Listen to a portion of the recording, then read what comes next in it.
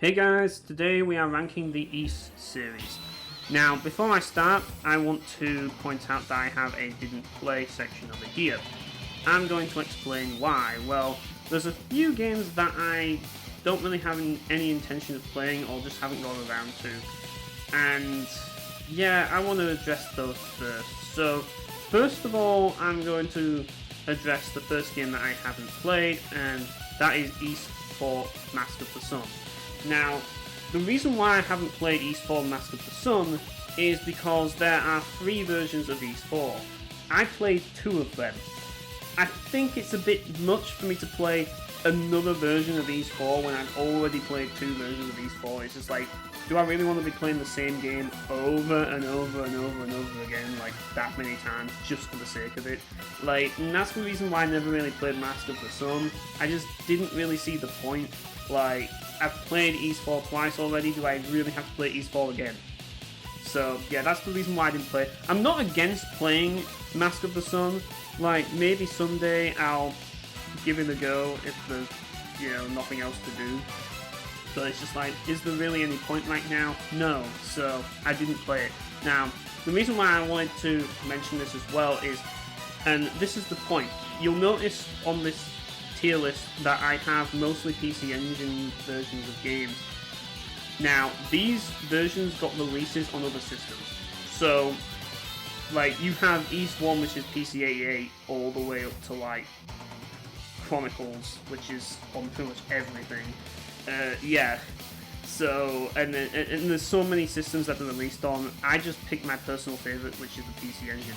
Now, East 4 is different, because the Super Nintendo version of East 4 and the PC Engine version of East 4 are 2 completely different games, but they kind of revolve around the same story of East 4, but in a different way. They are different kind of retellings of East 4, and the same goes for Memories of Celceta. They are not the same game, they are different, that's why I mentioned them. Whereas, for example, the Super Nintendo version of East 3 and the PC Engine version of East 3 are very much the same game, except one of them has Red Book audio and the other one does not. So yeah, but it's basically the same sort of game. There's not really too much difference. But with East 4, Dawn of East and Mask of the Sun, they are 2 completely separate games. So, like, I wanted to do this just to basically be fair, and yeah, I didn't play it. And I'm just basically pointing that out, just so that people are aware there is another version of East 4 if you want to play all 3 versions of East 4, be my guest. I might play it someday, but I'm not playing it anytime soon. Now, the next game I didn't play are the newest games, East 9 and East 10. Well, there's 2 reasons why I haven't played these games. 1, because they cost a lot of money, and I don't want to have to spend a lot of money on East games right now, and 2, because, well, to be perfectly honest, I'm not liking the direction that these games are going in. Like, East 9 introduced all of these death trap dungeons, which kind of annoy me, and it's just like, East 10 seems to be like continuing with this trend. It's just like, yeah, I'm not wanting to engage with that. I don't want to engage with all of that. And yeah, like, I don't know, like, I don't really like the direction that they're going in with these new East games. It's just not for me, and they're trying to go make it more like Souls-like with this, and it's just like, yeah, I don't really like this personally, so I just didn't play them. But anyways, now that I've got that out of the way, I'm going to actually start ranking the East series. So, as I said, you'll notice that there's PC Engine games. Now, there's different versions of these games. What I'm going to do is I am going to rank the PC Engine version and the remake version separately, even though they are all remakes. It's kind of crazy, I know, but the reason being is because the PC Engine versions were made by Hudson Soft, not Falcom, so they are completely different games, and that's why. So I'm going to be ranking Falcom East and Hudson East separately, because you can't rank them the same. They are 2 completely different games made by 2 completely different companies. And now, I'm not going to rank East but 1 and 2 Chronicles, because 1, I didn't play it, and 2, because I feel that with the PC Engine version, they basically cover more or less the same thing, as that version anyway, so it's not really a huge deal for me to cover those because the gameplay and a lot of things are very much the same. It's not like Open that where it's a lot different and it completely uses a completely different sort of combat. Now, like it's the same sort of game. It's just, you know, with more modernized graphics and stuff. So I thought, yeah, I'm not going to bother mentioning the Chronicles. So I just mentioned the PC Engine version, which is the one I played anyway. So we're going to start with East 1. Now, East 1 being the PC Engine version, obviously that's immediately the first good point because it's on the PC Engine, which I know that I should, like, if I was ranking this based on like the PC-88 version or NES or whatever, or Master System, then I probably wouldn't be saying this, but with it being on PC Engine, that automatically gives it points, just simply for being on the PC Engine CD, because this means that it has Redbook audio. Now, this game released in 1989, which is the tail end of the 80s, which means that it's technically an 80s game, and 80s combined with Redbook means you're in for one hell of an amazing soundtrack if you love synth, because as we all know, the 80s was all about the synth, and this game is full of it. It really is. Now, here's the thing about East 1. East 1 has one shortcoming, and it's a huge shortcoming, and that is the fact that the game is very short.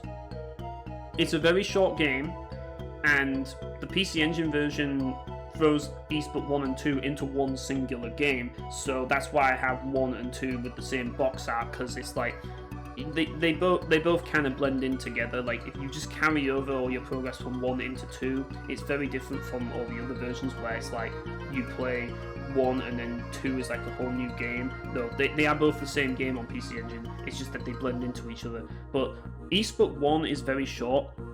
There's only 3 dungeons in the whole game, and more than half of, well, probably just about half of the game takes place in the final dungeon. That's how short the game is. The final dungeon is literally half the size of the rest of the game.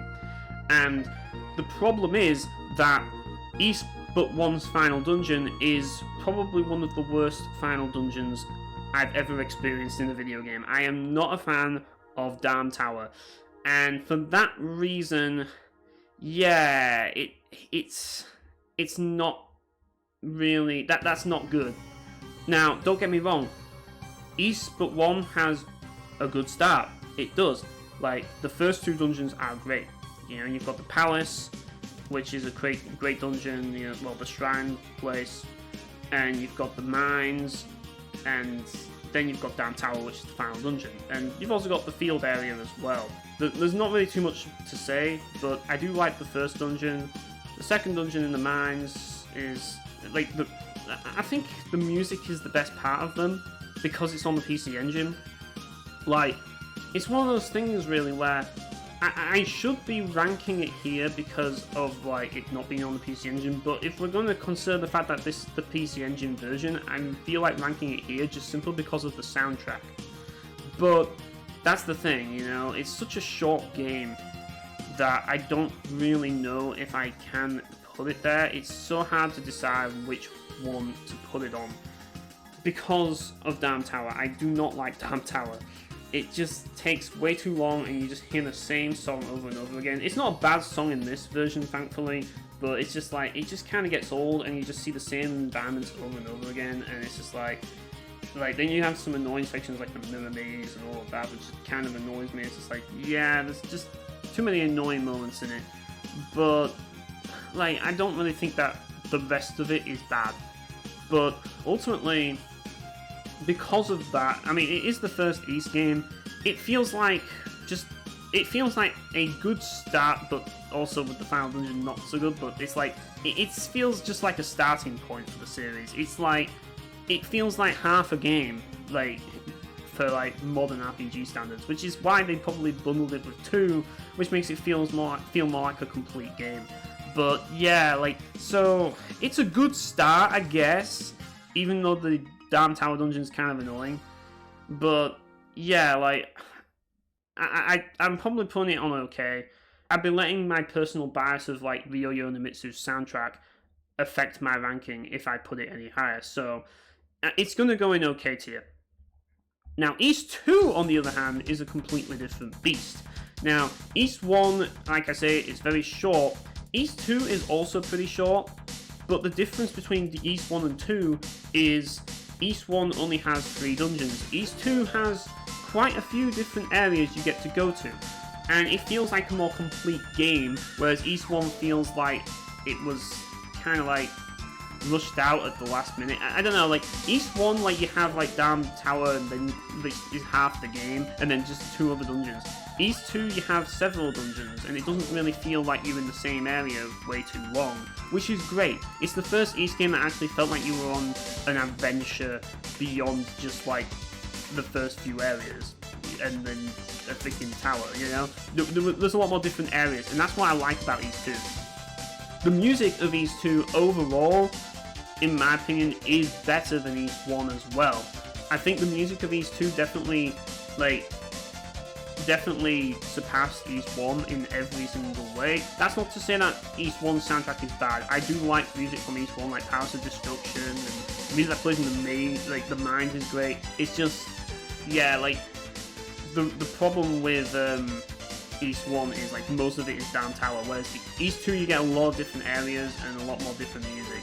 It's still very short. I mean, it is kind of like the climax to East 1. That's basically what it is, let's be honest. And so it is the second half of the game, but it feels more of a complete game.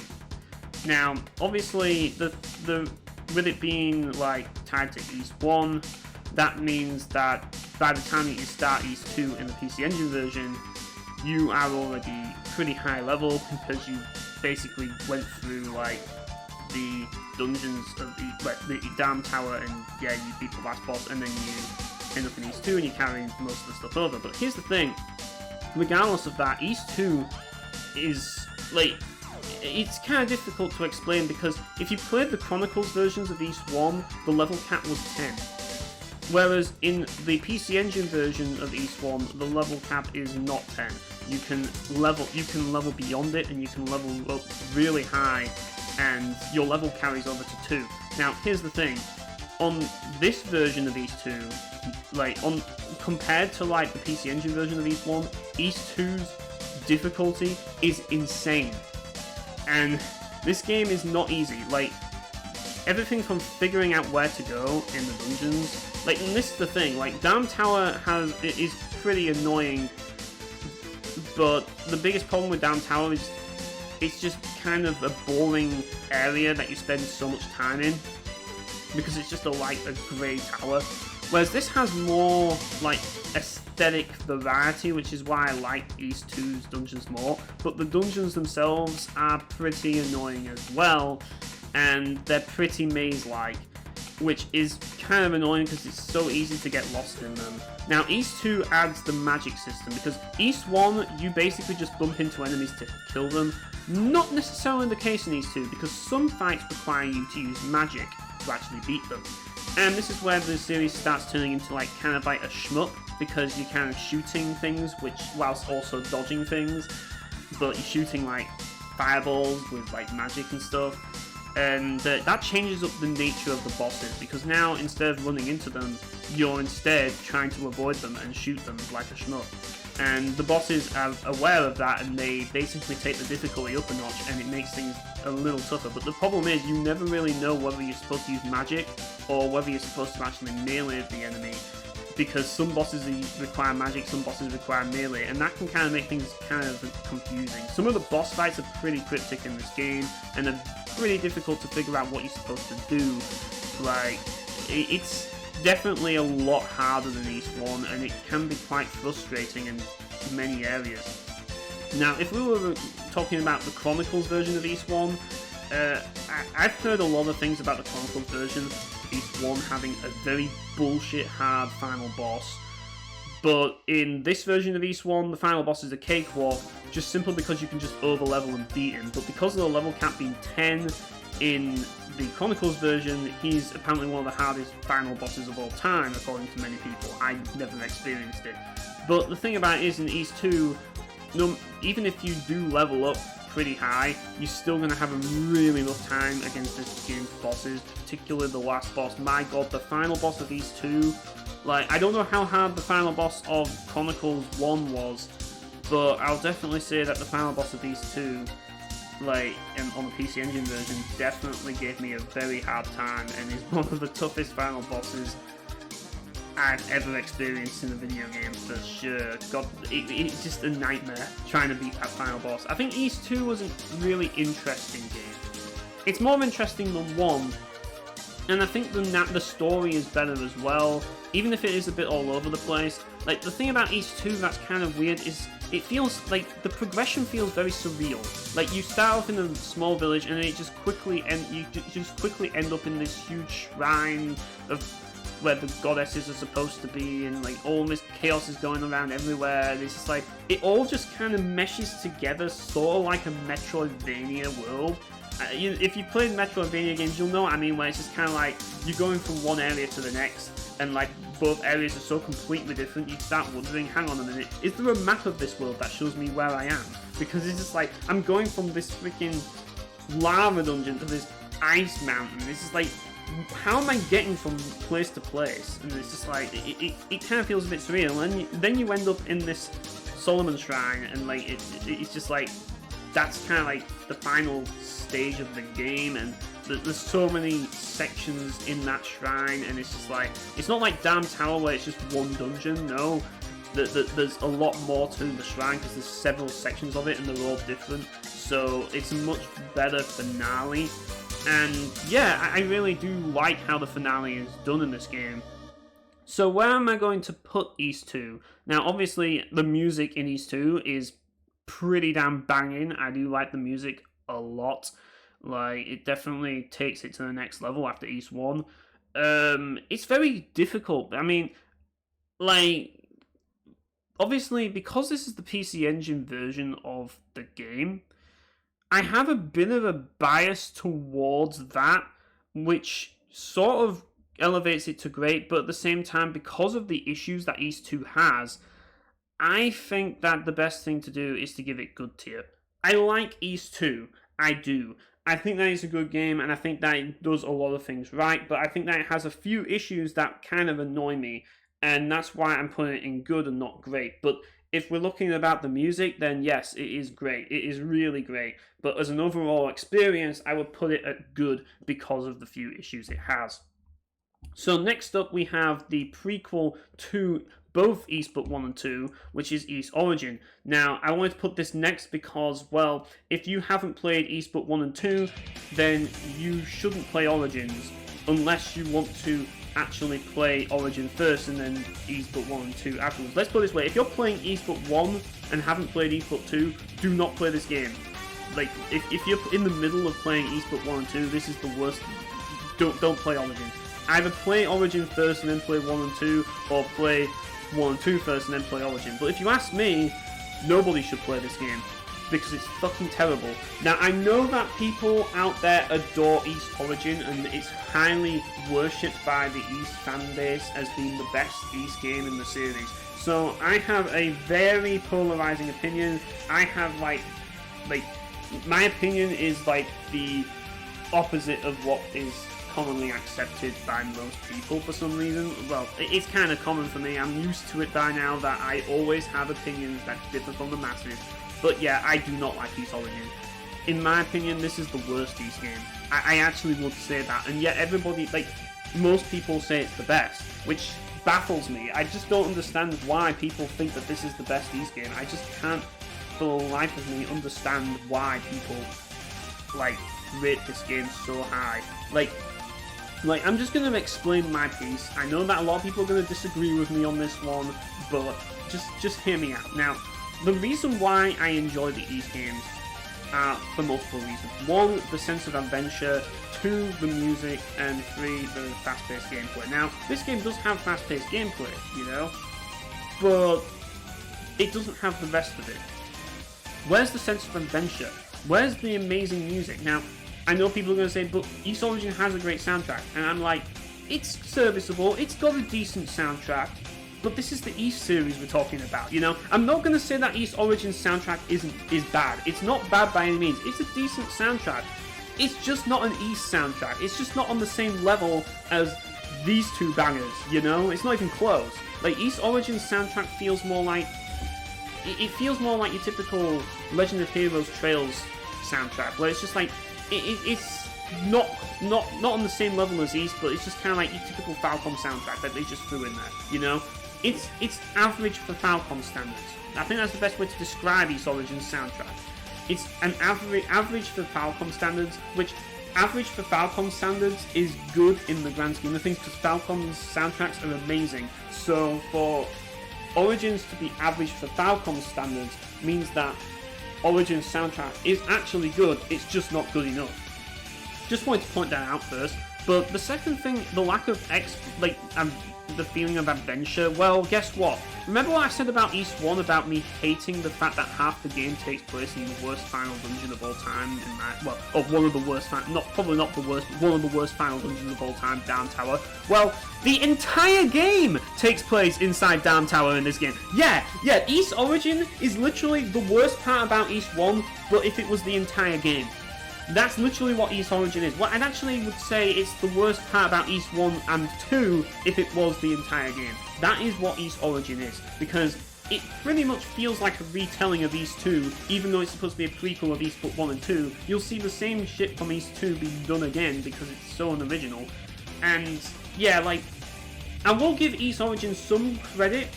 I do think that the character Hugo was a really refreshing change from Adol, and he was a kind of an interesting character. But I found Unica and Kishgol to be kind of bland. Like, I think it's Kishgol. The other guy. There's Kishgol and there's... No, Kishgol's the guy with the lance. The other... Toll, I think. Is it Toll? The other fat guy, yeah. Like, I didn't really care as much for those two characters at all, but I thought Hugo was a pretty decent character, and his story was actually not that bad. It wasn't terrible, and it's probably the best part of the whole game. Now, the rest of the game, in my opinion, is pretty bad. The main problem with East Origin is the environments. Like, you're in Down Tower for the entire game, and it feels like a dungeon crawler. Like, it just feels like a generic dungeon crawler that was made by an indie team. Like, that's what it feels like. This feels like I'm playing an indie game. It doesn't feel like East. It feels like I'm playing an indie fan game based on the East series. That's what East Origin feels like, and that's not a compliment. That's basically... It feels like an indie fanfiction game that was designed to lead up to like the other East games, because it just doesn't compare. Like, just the dungeons just feel so generic and just bland. Like, you just go from generic like tower dungeon to, oh yes, now you get the water variant of that dungeon, now you get the fire variant of that dungeon, and now you get the desert variant of that dungeon. You know, it's just like, it's not really original. It's just basically just a tower with sand in it, with water in it, and then with fire in it. Brilliant. Like, that's exactly what we want. Like, a tower with lava in it, a tower with sand in it, and then like a part of the tower with lava in it, a part of the tower with sand in it, and a part of the tower with water in it. Like, it's not really original. It's not like, for example, well, there's later areas like East. It's not like this game, like East 7, where you have more variety in like the elemental level. It's just like, oh yes, we just have this part of the tower that's water themed, and it's just like, it's just still in the tower, but there's water there. Still in the tower, but there's fire there. Still in the tower, but it's desert, like sand in there. You know, it's just like, yeah, I'd rather we just had different environments and landscapes instead of everything being in a tower. You know, I mean, I know that you could argue, well, Devil May Cry 3 is inside a tower, but Devil May Cry 3 varies up the environments. Even though it's inside a tower, you wouldn't think that it is, because of how varied the environments are and how they all look different.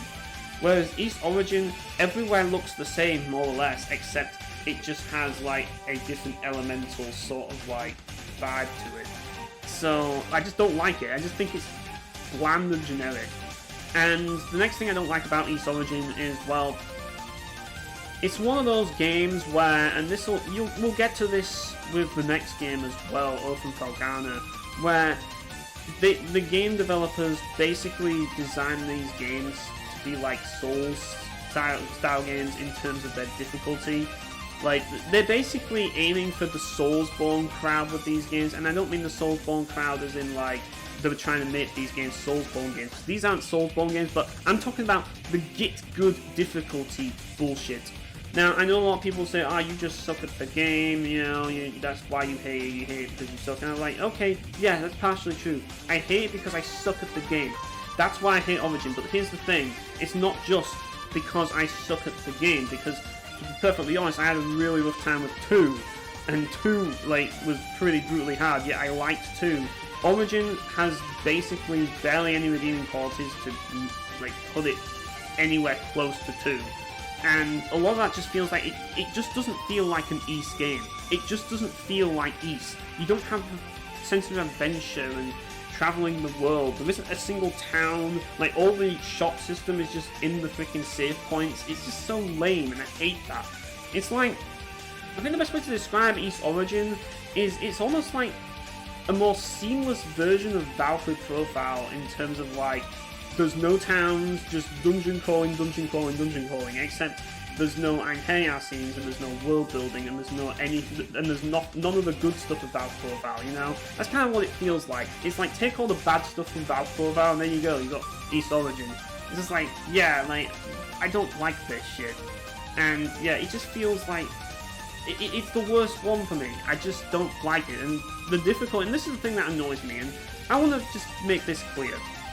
The thing about Ys Origin is, and the same goes for Open Felghana, but Origin in particular, like, there isn't really an easy way to avoid enemy attacks.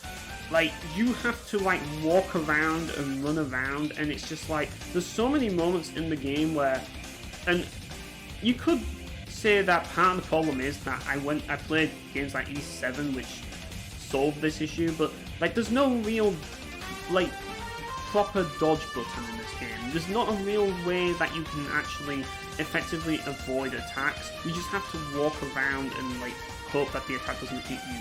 Sort of like these games, but the thing about it is with these games didn't feel like they felt a little bit different because they had the bump system, so they were more faster paced, and you also did have items in these games. They get rid of items in Origin. Like, they basically say, oh yeah, you're not allowed to use items and heal yourself. So basically, the problem with Ys Origin ultimately comes down to the fact that if you get hit once in a boss fight right at the beginning, you just feel like you just want to die and restart just simply so that you have full health at the beginning. It's sort of like when you had like those old school platformers where it's just like when you lose a life in like the first stage of an area, when it's like, you know, when you're playing like an old school platformer, it's like you lose a life, but like you're in the first stage, but you have to get like the sub stages, so like stage 1-1, stage 1-1-2, stage 1-3, you know what I mean?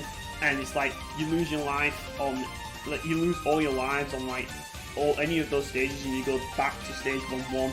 It's that sort of feeling where it's just like, I'm not going to waste time like trying to conserve life when I could just restart and just do it again. And it's just like, it just feels demoralizing. It just feels kind of annoying when you get hit, and just like, what's the point in even still fighting?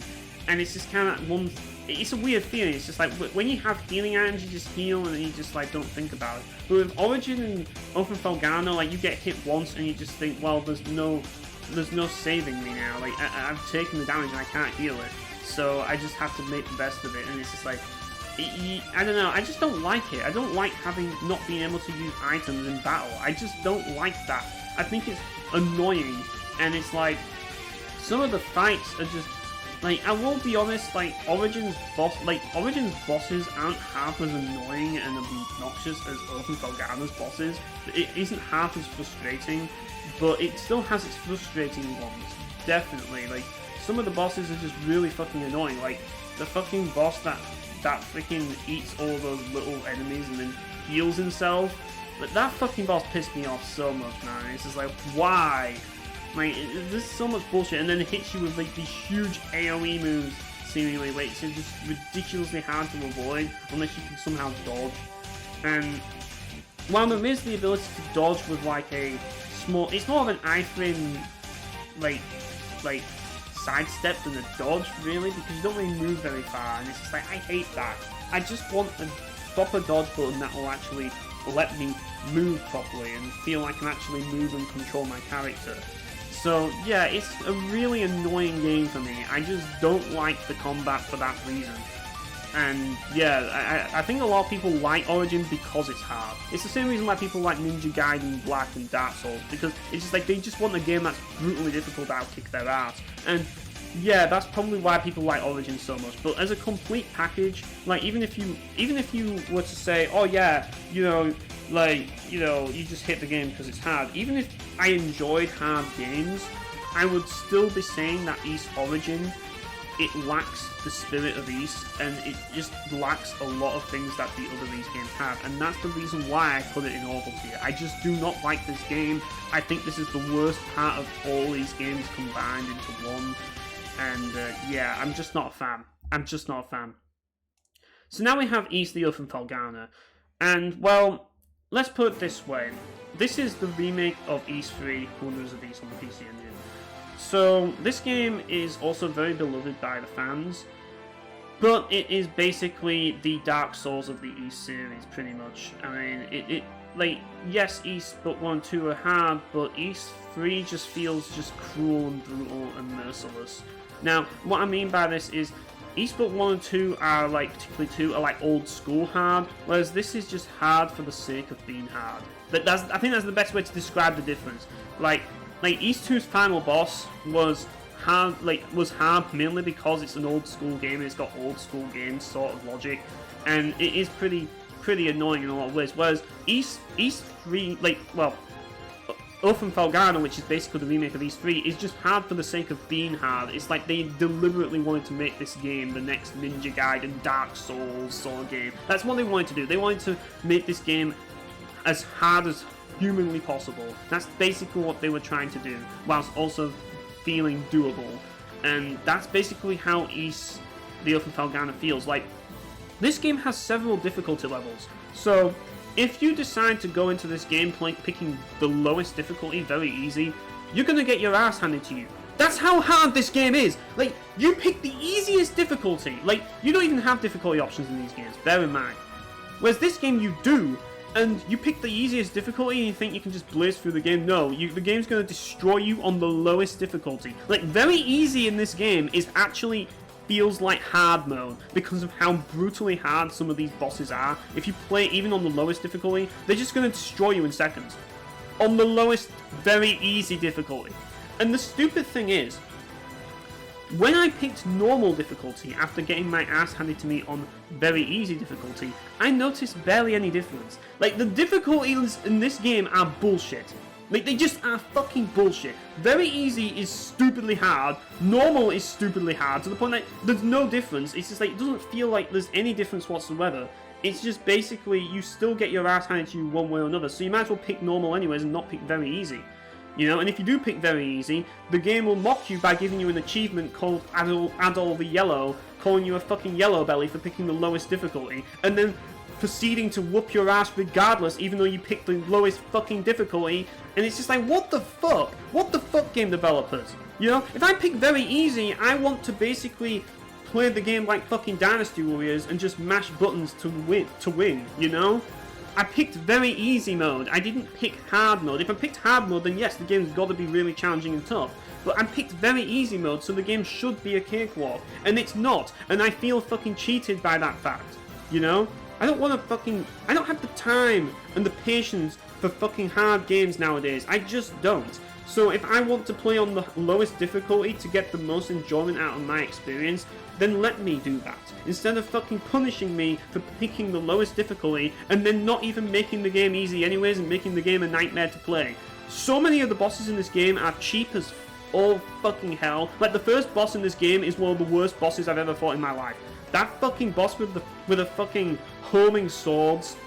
Fuck you. Like, that, whoever designed that boss, fuck you. And you have to fight that boss not once but twice, and the second time is even worse. This is like, I fucking hate that boss with a passion. That boss really fucking sucks. And then the next boss after that basically is just rinse and repeat the same fucking formula over and over and over and over again with perfectly timed jumps to avoid this fucking an attack that fucking hits an entire area which you have to fucking dodge while firing fireballs. And it's basically just an endurance test of just how you can get into this rhythm. It feels like the last boss of Castlevania Rondo of Blood, where it's just like, avoid the fireballs hit, avoid the fireballs hit. It's the same process, but you have to be perfectly timed to do it, and it's so fucking annoying. I fucking hate that boss so much.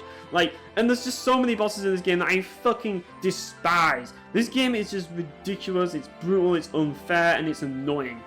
Now, as far as everything else is concerned, the story, yeah, like, I'd probably say that this game has the weakest story in the series, if you consider the fact that Hugo's story exists. Because of Hugo's story in Origins, I would say that Orphan Felghana and Ys 3 in general is the weakest story in the Ys series. It's unoriginal, it's just evil demon guy, and then there's an evil kingdom of, well, evil, like I don't know if it's a kingdom or whatever, like this evil faction of like, in a castle or whatever, that's just basically, I don't know. It feels very rushed. They don't really fully explain everything, but it's just like the evil like castle of like doom, and like the leader of that castle is like being manipulated by that demon who's like evil, and like then you have to save like the damsel in distress. It's just generic shit. Like the story is as generic as you can get. Like, I know that Ys isn't really known for like having the most amazing storylines anyways, but it is generic storytelling at its finest. So, you know, it's just, well, not at its finest, at its most generic. So it's just generic story, like annoying gameplay if you really don't like hard games. And yeah, the music is the one saving grace, but at the same time, like, they remixed all the music, which we're going to get to when we talk about this game. But yeah, the music is, it's better than Ys Origin, I'll definitely say that. I mean, it's based on this game's soundtrack, so of course it is. But it's not half as good as this game's soundtrack, I'm just going to say that. But it's still a decent soundtrack. That's the first good thing I've said about this game, which is going to tell you where it's going to go. I do like the soundtrack, I do. I just don't think it's the best version of Ys 3's soundtrack. But ultimately, like one thing I will give it over Origin, even though the story of Origin is a tiny bit better, is that this game does have different locations that you get to roam. It's a very short game, so there aren't that many locations, but I find that it's a little bit longer than Ys 2, and it's definitely got more location variety than Ys Origin, that's for sure. So I definitely think it's more faithful to the Ys series than Origin is, and it's definitely a better game than Origin, but I'm basing this on my personal experience, so yeah, we're going to put it on awful tier. I don't like Orphan Felghana. Once again, unpopular opinion, most people worship this game as being the best in the series, probably because they are the good crowd that think that games have to be hard to be fun. I disagree. I think a game can be easy but still be a fun game, personally. So I just disagree. It really is that simple. I just disagree with the masses on this one, I'm afraid. Moving on to Ys 3 Wanderers of Ys on the PC Engine CD-ROM. This game is a bit of a different beast from all the other Ys games, because this game is a side-scrolling platformer action game. That's one of the reasons why I decided that I would put Orphan Felghana and Ys 3 separately, because they are two completely different games, but in gameplay-wise. Same story, but gameplay-wise completely different. It's not like 4 and Mask of the Sun. It's not like Mask of the Sun and Dawn of Ys and Celcel, which are like the same game retold differently. These games, like Orphan Felghana and 3, they play completely differently. One is a side-scrolling action RPG. The other one is like you're roaming around, kind of like a Zelda game, sort of like top-down, like action, sort of. Well, yeah, you get the gist. Ys 3 is an interesting game on PC Engine. Now, there's a Super Nintendo version, which, if I was to rank the Super Nintendo version, it would go fucking here because it's fucking terrible. If I was to rank the Genesis version, it would go even further down here because it's fucking terrible and it's on the fucking Genesis, so that means it's even worse. But we're talking about the PC Engine CD version. Now, the beauty of the PC Engine CD version is it has one of the greatest soundtracks of all time. I'm serious. This game's soundtrack is phenomenal. This game's soundtrack is fucking, like, it's a masterpiece. Like, I just adore this game's soundtrack to death, and it's the best part of the game. I think Ys 3's soundtrack is better than Ys 1 and 2's, even. I think it is. I think the soundtrack surpasses both of those games. I think I'm gonna go as far as to say that it surpasses both of those games. Like, it is fucking phenomenal. Like, phenomenal. It's fucking amazing. I adore it. But what about the rest of the game? Well, here's the thing about Ys 3 Wanderers of Ys. You kind of play it sort of like, it's kind of like playing a Castlevania game. That's kind of how it feels at times. I don't know, like it feels like it's a side-scrolling action game, but it's like it's not really like a beat 'em up style like Golden Axe and like Final Fantasy Streets of Rage. It's not really like that sort of side-scrolling. It's like side-scrolling like a platform like Ninja Gaiden or like Castlevania or something along those lines. It's more like, so it feels like you're playing a side-scrolling platformer, but you're playing an action RPG. Yeah, so you better get good at like controlling characters in the side-scrolling game, because all you're going to be doing in this game is running left and right, and well, you can just hold down the button and you'll also swing your sword.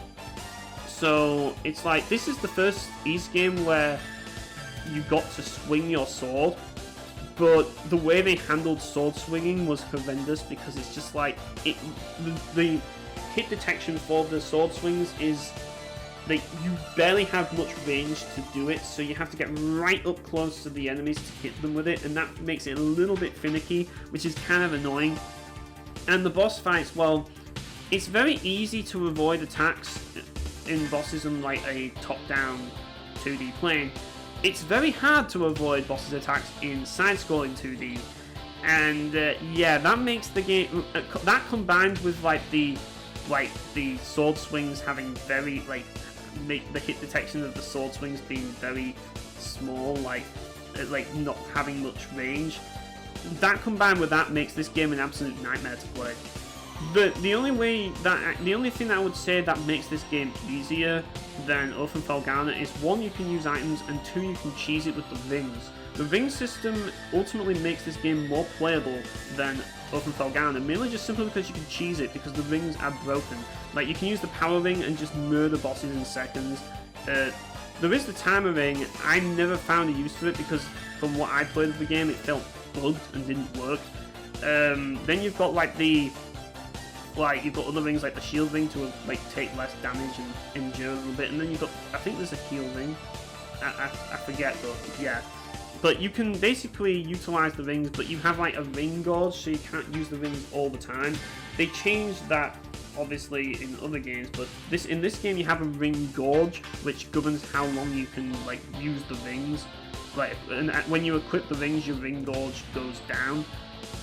And in a way, this is kind of like the replacement of magic, because this game doesn't have magic, so it's a step down from 2 already, just simply because it doesn't have magic. But instead of the magic gauge, you have the ring gauge, so basically, for every second you have the rings equipped, you lose that ring power, and you have to recharge it, and yeah, that costs money. It's basically just like a game that, it's not unplayable, but it's a game that if you're going to play Ys 3, you're going to want to cheese this game, because and if you cheese this game, then it's a lot less annoying than if you don't. If you're trying to dodge every single attack without cheesing it, it's going to be a brutally difficult game. It is.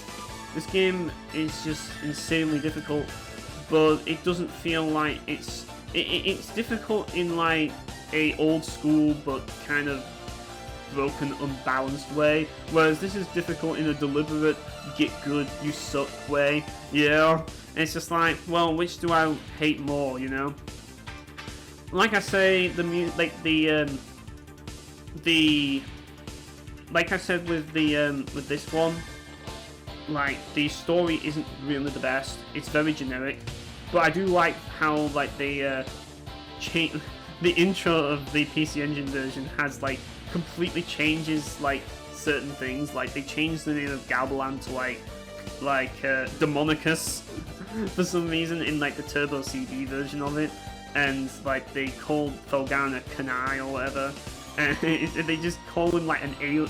At first they called Demonicus an alien, and then they call him a demon. It's just they don't really know how to describe him. It's just it's just complete nonsense. But it's just whatever, let's just get to the game. The best part about playing the PC Engine CD version is it does have a song unique to it, and that is the introduction music, the opening theme of the game, which is actually composed by Ryo Yonemitsu himself, at least to my knowledge, because it's not in any of the other games, and it feels like an original piece by him. Maybe it isn't, but it's not in any of the other games, so I'm assuming that it is. and Hudson Soft were the ones that worked on it, so yeah, and it's a banger.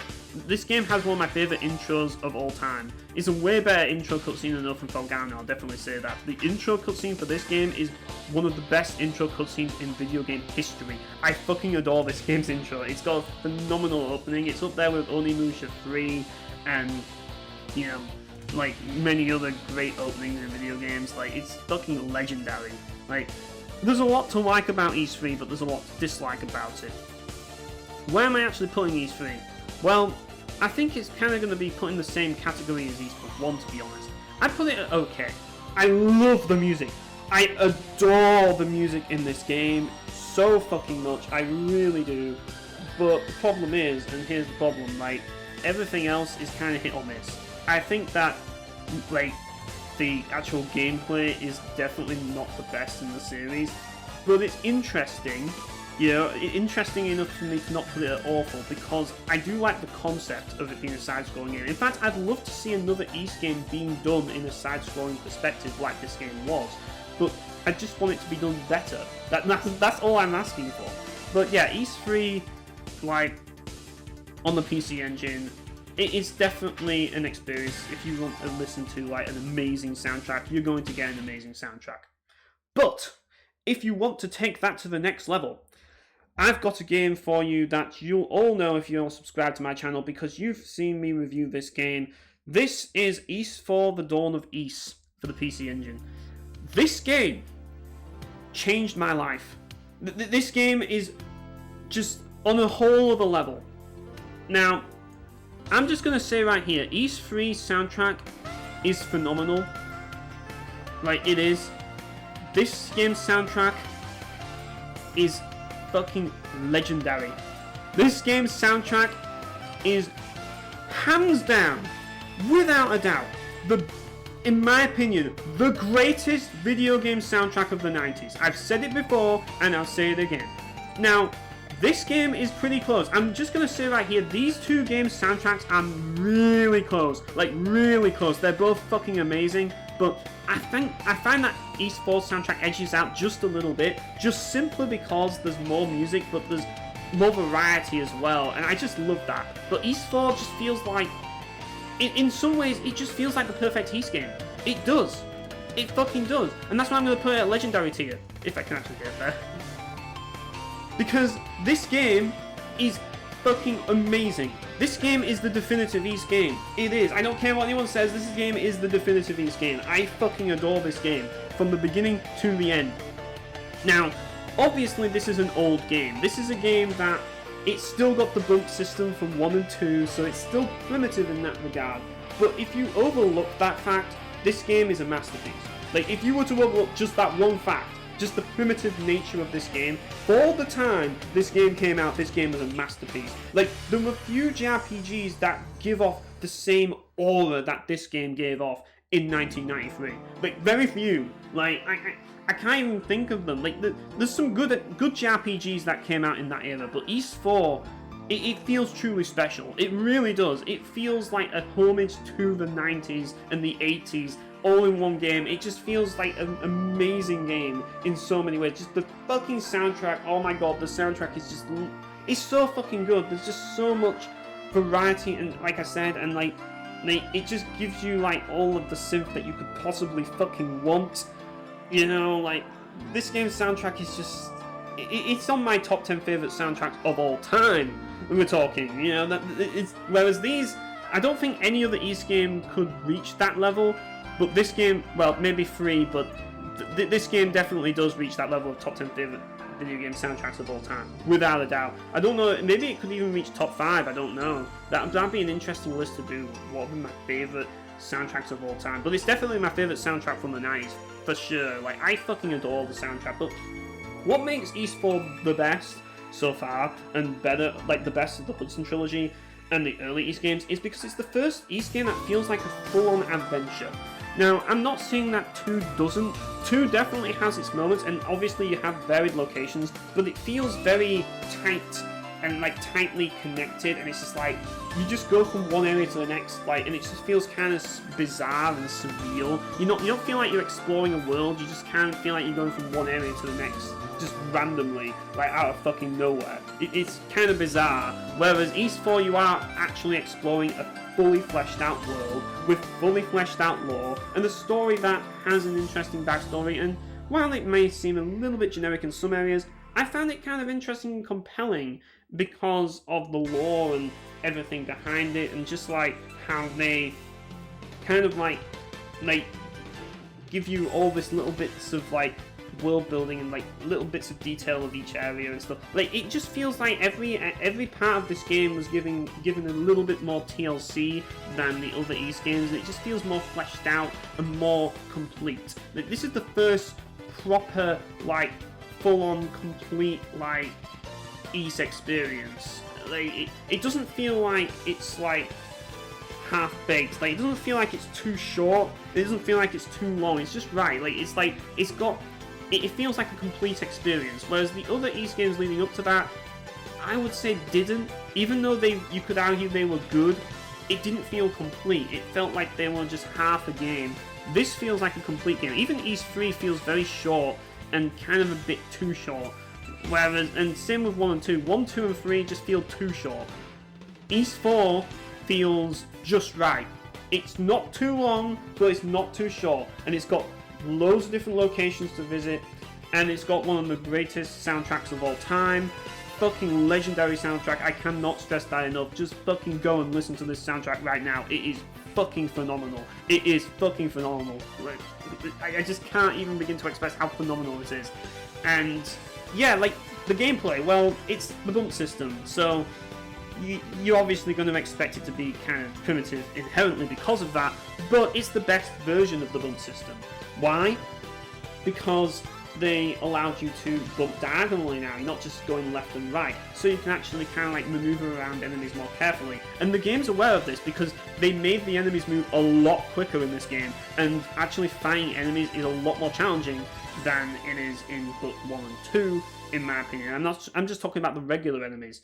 Whereas the bosses, well, they actually feel more balanced in this game. They actually feel easier than Book 1 and 2, the bosses in Book 1 and 2, because the bosses in Book 2 especially just feel absolutely, like, they just feel really frustrating and aggravating and annoying and just sometimes even cryptic and irritating, whereas the boss fights in Ys 4, they have the perfect level of challenge without feeling too difficult, you know? Like, none of the boss fights in Ys 4 felt like I never stood a chance, or like felt way too overwhelming, but none of the bosses felt like pushovers either. You can't just rush into this game and just like destroy everything effortlessly. I mean, yeah, you can grind, but even if you grind, you're still going to have a decent challenge with this game, even if you are over leveled.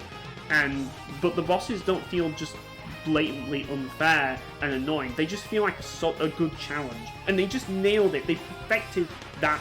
And out of all the Ys games, this is the best one for like challenge. If you're looking for a challenging game, that perfect balance between challenge and frustration, this is the perfect game because it has its difficult fights. It absolutely does, but it doesn't feel too overwhelming, and it just feels just right.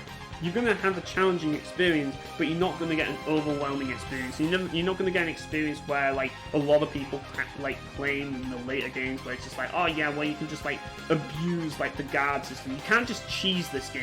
You can't cheese Ys 4 unless you, like, level grind, but even then, when you reach the final boss and you reach, like, what seems to be the level cap, then yeah, you can't level grind your way out of that one. I'm just going to tell you that right now. But what I will say is the final boss is a hell of a lot easier than the final boss of these three, but it's still a fucking tough fight, and it's still very challenging. It's a much better final boss than these three because it actually feels like you can do it.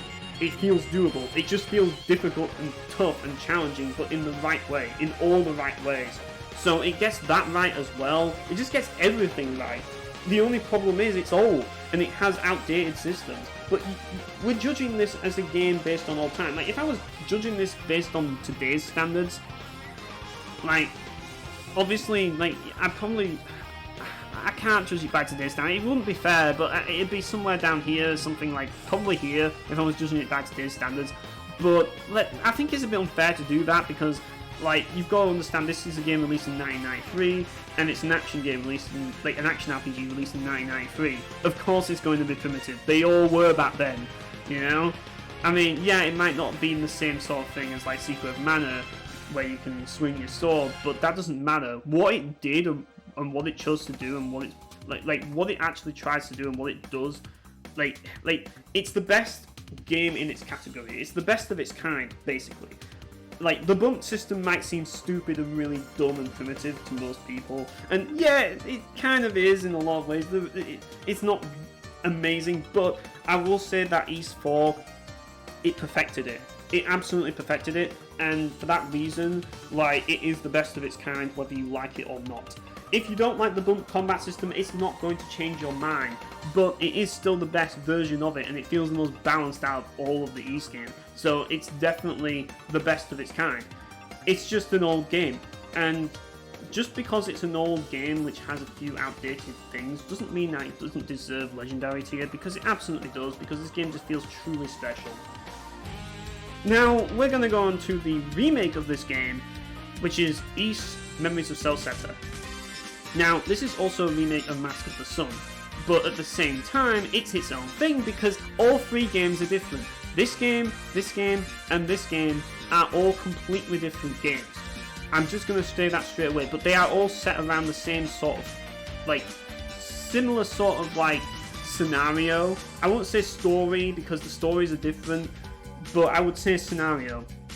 Like, the same characters appear, the same, well, although for some reason Dogi isn't in this game, which is a fucking criminal offense why they did not put Dogi in this game. How dare they? How fucking dare they not put Dogi in this game? But Dogi is in Ys 4 Dawn of Ys. I'm not sure about Mask of the Sun, but like he's definitely in Dawn of Ys, I know that. But he's not in this game, which is kind of sad. But other than that, the other characters, yeah, they are in there. And they added some more characters in Memories of Celceta as well. But that's not really saying much because, to be perfectly honest, the weakest part of Memories of Celceta is the characters. Which, I'm just going to come out and say it, like, Ys 4 Dawn of Ys, obviously you just play as Adol, which is fine, you know, he's just solo throughout it all, but it does have, I do like the take on the characters that they did with it. Like, Kana in Ys 4 Dawn of Ys is depicted as this tough, like, warrior who, like, you know, is like, who protects her village and like she helps Adol on the way, and she feels more like a more confident and strong character, and you know, like she feels like a strong woman as well. Whereas in Memories of Celceta, like Kana's basically an airhead, kind of like I don't know, like she's a super peppy, high energy, airheaded girl, you know, that trope. Which is absolutely not what she's like in Ys 4. In Ys 4, she's actually pretty damn cool, and she's actually cool-headed and, like, you know, tough, and, like, she's portrayed as, like, a dignified warrior, you know? In this, she's just depicted as a stupid airhead, and it's, like... And the thing about it is that I found really stupid about Memories of Celceta, and it's a disrespect. Like, this game is just a disrespect to Kana's character in so many ways, because in Ys 4, like Kana is like the strongest warrior in the village, and like they don't change that. They don't change that fact she is, and you know she remains strong. Whereas in Ys Memories of Celceta, like once the truth is revealed about her brother Remnos, her brother reveals that he was actually going easy on her because he didn't want her to come to terms with the fact that she was inferior to him, and it turns out that he's actually stronger than her. It's just like, what the fuck? Like, so not only is she basically, like turned into some ditzy airhead, but at the same time she's completely disrespected by the writers, who basically just, I don't know if it's because she's a woman, I don't know if there's some misogynistic intent with this, but it's just like, oh yeah, we're just gonna make Remno suddenly a badass and just so that we can make Kana look weak. And I'm just like, what the fuck? I don't know. I just don't like that take on the character when you already make a female character that is strong and cool into someone who's now like just a ditzy airhead who's now like no longer has that prestige that she once had. And she's actually one of the better of the characters, even though she is a ditzy airhead, because the other characters, well, I mean, Duran, like, in Memories of, like, in Dawn of East, Duran he's basically just, like, a thief, and he's, like, got the edgy 90s anime hair, you know what I mean, with, like, the bangs and stuff, you know, he's that type of character, you know, he's just kind of, like, you know, like, he's a bit of a, yeah, he's a typical thief type character in that lot. In Memories of Celsa, for some reason, he eats steroids for breakfast. Probably because he wants to be Dogi so fucking bad, but he could never replace Dogi. He is literally a Dogi ripoff. And yeah, that kind of rubs me the wrong way. You know, it's just like, even though he's on steroids and like has tons of like all these muscles and stuff, I still prefer the Dawn of East version because it just feels like, it feels more true to the character than him just being like a fucking steroid connoisseur, which he really doesn't come across as, but yeah. And then you have like Kalilica, who is just fucking annoying and probably my least favourite East character of all time. I fucking despise Kalilica so fucking much. She is obnoxious as all hell. And then you have Frida, who's basically like, she's basically like the big sister type character who is kind of like, you know, she's that trope, isn't she? Like, the most interesting thing about Frida is that she's actually related to, she's actually, I think she's Geese's, like, fucking, like, in-law or whatever, like, his sister-in-law, I think? I don't know, like, I think she is, so it's just like that, well, or would have been, like, she's basically Ernst's fiancée, but she, like, if they married, then she would have basically been Geese's sister-in-law, which is kind of an interesting thing about. But, yeah, like, so the characters are the weakest part of Memories of Celsa, but everything else about this game is fucking good. Like, it really is. Like, yes, it's they disrespected the cast of Dawn of East. And, yes, Dawn of East's soundtrack is better, but Celsa still has a pretty good soundtrack. I still like the soundtrack. I think the best way to describe Memories of Celsa overall is that it's a good game, it's just a terrible remake of East 4. Like, it's not like East the Felghana, which is an infuriating game that, you know, and is a terrible remake of East 3. This is an actually good game. It's a good game. As a standalone game, this is actually really good. It's just, personally, it's not, it doesn't quite reach the level of East 4 The Dawn of East, but it's still a really good game, and it's fun to play. Like, the gameplay side of things is where this game truly stands out. This is where the game is at its best. Now, a lot of people complain that this game is too easy. I'm not one of those people. I think if you're going to bitch about the game being too easy, being a bad thing, then that's kind of dumb. If you're one of those people that fucking says, oh yeah, well, you know, like, this game is too easy, so that's bad. Like, I don't agree with that mentality, because I look at the mechanics of this game, and this game introduced some really cool mechanics, like the flash dodge, for example, which is a really cool mechanic that they added. I love the idea of having like a perfect dodge. Now, granted, the flash dodge in this game, it is a little broken. I mean, it would later be refined in this game, but in this game, it is a little OP, because you can kind of like you can flash dodge right after like getting hit. So it's, well, I think you can, but you can flash dodge chain, and it's kind of crazy just how broken the flash dodge is. It feels different. It feels a lot more forgiving and more easy to do. And yeah, it just feels a little bit broken and a little bit too good. And you've also got, I think you've got Flash Guard as well. And the thing that makes this game probably the easiest East game is the fact that you have a bottomless inventory. So you can basically get like 99 of each item, so you can just keep spamming potions forever. And yeah, that makes this game easy as piss. And that's not a bad thing, because if you want it to be hard, you can still make it harder for yourself by basically just like banning potions, full stop, if you just wanted to go open Felghana mode. But obviously the potions are there, which makes this a great entry East game, because anyone can pick up and play this game and have fun. You don't need to be good at action RPGs to be able to play this, because it's an easygoing East game. And I think that makes it the perfect starting point for anybody who wants to get into the series. And you're starting with East 4, which in my opinion is the best in the series of all of them. It's just that yeah, I personally prefer Dawn of East over this, but I still like this. When I say East 4 is the best in the series, I mean it, because this has the best gameplay, this has the best everything else. So I would basically put Memories of Celceta in great tier. I think this game's really good. I don't think it's legendary because of of the disrespect of the characters, but everything else about it is great. It's genuinely good. I really like the customization of the weapons that they added in this game, which makes the gameplay like peak East in my opinion, because it has like I love how you can how you refine weapons in this game, and you can like improve them and customize them a little bit more. Whereas the others are a bit more linear in how you get weapons. So the way they handle weapons in this game, fantastic. I love it. And that definitely puts it up to great as well. So not only is the combat really fun and they like improved it from 7, but the customization is also really good. Like in terms of pure gameplay, this is the best East game in the series that I've played. But it's also the most broken and imbalanced in certain ways.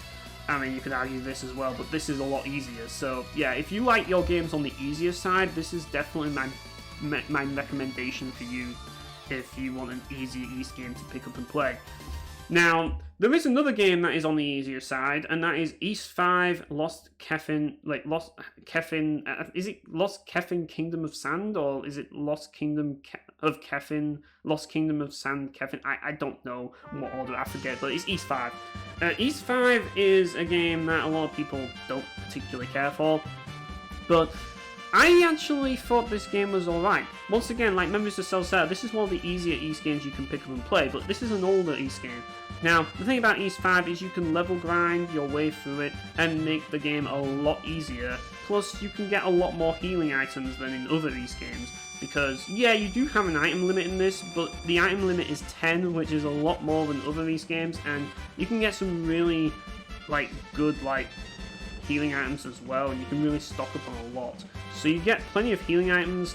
The cool thing about East 5 is it has the unique magic system, which the thing about East 5 is kind of tragic because it has this really unique magic system, but unfortunately, because you can't use the magic system in bosses, the only thing you can do with it is screen clear enemies with super OP spells and use the fireballs from East 2 and 4 and all of that lot. I forgot to mention that East 4 actually improves the magic system because it allows you to charge up your spells, and it allows you to charge up your fireball spell and unleash a super powered fireball spell. But if you read if you read or watched my review of that game, then you'll already know that.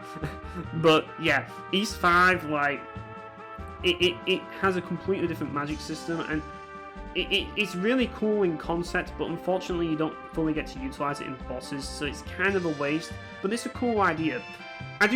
This game feels like a continuation of what Dawn of East did. I mean, it is the 5th game, so it's the continuation from 4, and it shows because it feels just like 4, it feels like a full-on, more fleshed out East experience. It doesn't feel like it doesn't feel too short, and it doesn't feel too long. It feels the perfect length.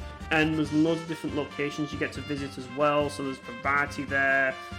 I do like East 5's world, and I also like its story as well. I think the story of East 5 is pretty underrated and is one of the more interesting stories in the series. I definitely will say that. It's a fun time. I genuinely think that East 5 is an enjoyable East experience. The music of East 5, I like the music of East 5. I don't think it's on the same level as the PC Engine East games, but come on guys, are they ever going to beat Ryo Yonemitsu's arrangements? No, they're not. Ryo Yonemitsu's arrangements are god tier. You're not going to beat them. You are not going to beat them. If I was ranking them based on soundtracks, all of these would be up here. They would. If I was rating this solely on soundtracks, they would all be up there, because Ryo Yonemitsu is fucking god. But I'm rating this based on the games. So, with all that said, the music, it's a Super Nintendo soundtrack. A lot of people say it's generic. I think there's some good songs in this game. I do. Is it the best East soundtrack? No, it's not, the most amazing soundtrack, but it's better than East Origins soundtrack, I'll definitely say that. It's probably the second worst soundtrack in the series, I hate to say it, but it's still better than East Origins, and it's still a solid soundtrack regardless. I don't care what anyone says. So I enjoyed the soundtrack and I enjoyed the game. Like, honestly, like, I'm aware of its shortcomings with, like, the magic system, and, like, the melee system's a little tricky because of how it works, like, how you have to, like, stab enemies, and that can be a little bit annoying sometimes when you're just trying to line up yourself to the enemy and stab them, because this is the first time in the series where within a 3D plane you're able to swing your sword. Now, in the 2D games, you swing them in one direction and that's it. In this, you swing them in different directions for each weapon, which is an interesting concept. Once again, this game has a lot of interesting concepts, but the execution isn't quite the best. And yeah, you have a lot of weapons that stab, and they can be kind of hard to connect the hits and all of that, which can be a little bit annoying at times, but it's not that terrible. And honestly, like, I enjoyed my time with this game. It's not perfect, it's not going to be the best East game out there, but it's enjoyable. I'm putting it at good tier. I honestly would put it next to East 2. I think that it's definitely deserving of praise, even though, you know, it might not have the same level of soundtrack caliber that the PC Engine East games have. Moving on to East the Ark of the Pishton, which is East 6. Now, East 6 is the very first game that kind of gave us the origin and Openfeldganger formula, which, as you can tell, those are both on awful tier. But this game isn't that bad. Even though it's the game that gave me these two horrendous experiences, pretty much, and basically it pioneered their style of combat, it's pretty much, as its own thing, it's pretty much an evolution of what East 5 did with its combat, because it's on a 3D, it's the continuation of the games being on a 3D plane, and you swing your sword, but also much like East 5 kind of introduced platforming to the series, sort of. And this game also features platforming. A lot of people have found the platforming of East 6 to be really irritating, and, well, I didn't think that they were that bad, honestly. I don't think the platforming sections were that bad personally, but I can see why. I think it's one of those things, when you know what you're doing, the platforming isn't that bad in this game. You just kind of have to, like, there's a maneuver that you have to do in this game where you have to tap the button in a direction just slightly and then release and then jump in the immediate moment that you tap the button forward and then jump, and you've got to get the timing right. But once you get it down, you can do these sword thrust jumps, which jumps you further, and that's how you're supposed to do it. It takes a little bit of getting used to, but once you get it down, it's not that bad. Now, East 6 adds some new elements to the game because you have 3 different weapons, and these are all like elemental weapons, and the thing that's interesting about these weapons is that they have a magic attack that you can unleash at any moment, which is kind of like a special move, but they also have like this ability to, like, based on what you do in your attacks, like they have these like sort of, like, it's hard to explain, but they have these unique effects, like these unique abilities with the sword. Like, for example, you get the wind sword and you can use like this tornado spell, which is a magic, but you also have the ability to like further your combo. So if you're mashing the button and you keep mashing the button, you'll do like these spin attacks towards the enemy, which is a really cool idea. I love that. And then you have the fire sword, where I think like if you hold down the button, then you can do a more powerful strike. And then you have the like the rapier, and it's like you keep hitting enough times and it will create this lightning shockwave. Like, so it's kind of cool how they did that. It might not be like the best execution out there, but it is a cool idea how they added that. And yeah, like, it kind of makes things a little bit more interesting. I don't mind this game as much as these two, just simply because it isn't as frustrating. I found this game to be more manageable. It's still a tough game, but the game does give you healing items.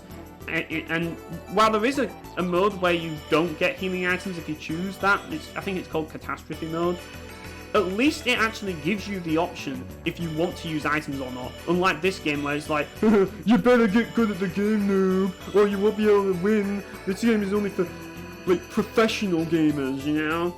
And it's like none of you noobs who are bad at games are allowed to enjoy this game, you know? Like either get good or suffer, you know? Whereas this game is just like, look, if you want, you can use items, we're gonna let you use items, but, you know, obviously, like, if you're one of those people who thinks that they're too good to use items, we have a mode for that as well. Now, this is an exclusive mode, I think, to the Steam version, I think. So, I don't know if you can do any other, but I know in the Steam version and the GOG version, you can actually play this mode. I think it's Catastrophe mode, and it means that all the items are consumed on pickup. You don't store them. So, it's basically just like these two games. So, I do like the fact that you get to use items, and that makes the game's normal difficulty easier than these games' very easy difficulty. Just for that alone, because if I'm doing poor in a boss, I can just heal. That's how it should have been from the get-go. Like, when I picked very easy difficulty in East, like, Oath and Felghana, I should have been allowed to use items. I should have been able to use and store items because I picked the easiest difficulty, very easy, but I wasn't. Whereas, you don't have a very easy difficulty in this game, you just have normal, but it's easier than Elephant Felghana's very easy difficulty, just simply because you can actually use healing items. And that made this game doable, and while this game is pretty tough, and it is pretty tough at times, don't get me wrong, it feels manageable because of the items, and you can still farm, and farming in this game is a lot of fun to do, especially with the new additions to, like, the weapons where you can, like, do the spin attack and stuff, and, like, the music in this game is really unique. Like, it's kind of interesting. Where would I put East 6's soundtrack? That's a question I ask myself all the time. It feels very different from all the other East games. Like, it really does. But it feels more chill, but at the same time it feels energetic when it needs to. And I really do like the music in this game quite a bit as well. Like as I say, like, this is going to be a recurring theme because the music in the East series is phenomenal, but this one is probably one of the most unique of the soundtracks, and the one that it kind of stands out in a way because of how different it is from the other East soundtracks. But despite being different, it's just as good as any other East soundtrack, and it's definitely, like, that's what makes it so hard to rank, because, like, it's so different, but it's also so fucking good. Like, I just love this game's soundtrack so much, but at the same time, it's just like, I love all these other soundtracks. Where would I put it? I just don't know. I'm glad I'm not ranking the soundtracks, because we'd be here all day.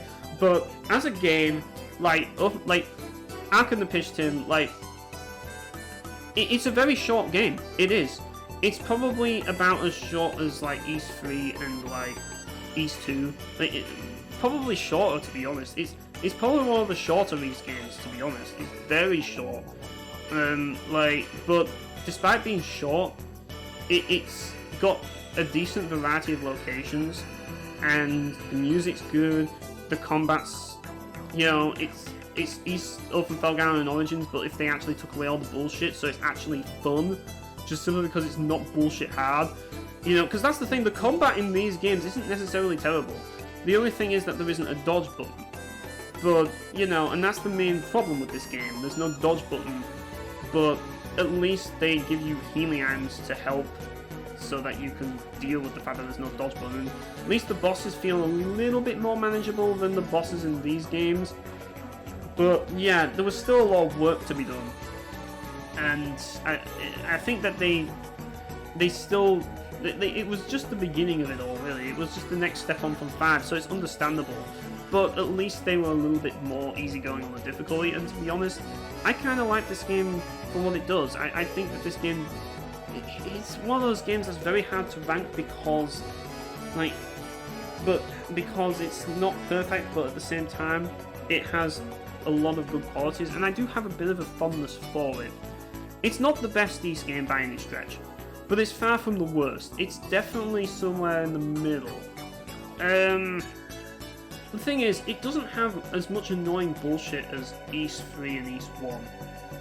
So, I don't know, I'm actually going to put it here, I think. I'm actually going to put it on good tier.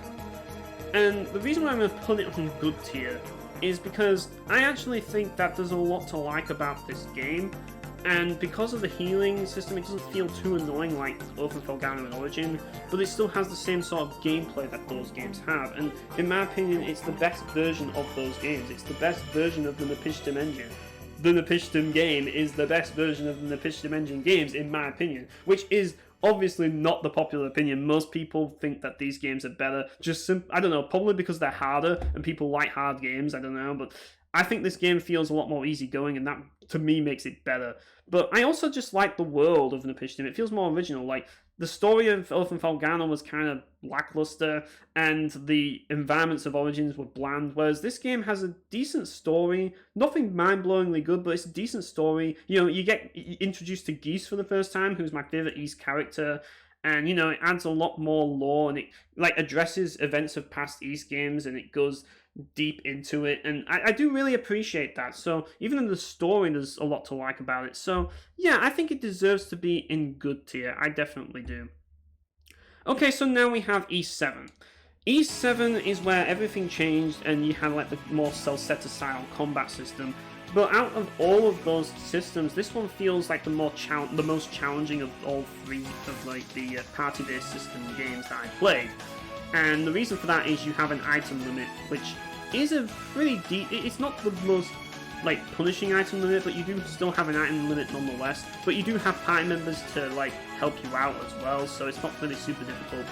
E7 is.